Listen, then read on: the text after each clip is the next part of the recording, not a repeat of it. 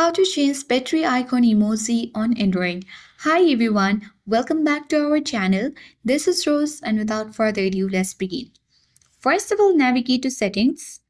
You need to head towards battery option. Select that. And now you need to navigate to show battery level in a status bar option and tap on battery style. So here you can see the variety of styles, but there is no way to change the battery icon emoji on Android. You can only change the style like into horizontal, blue, or you can even not show your battery style on the icon. So changing the battery icon emoji on Android is not a feature that's natively supported in the default Android setting.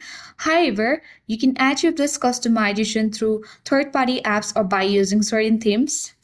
So what you can do is you can easily use the battery icon customization with themes.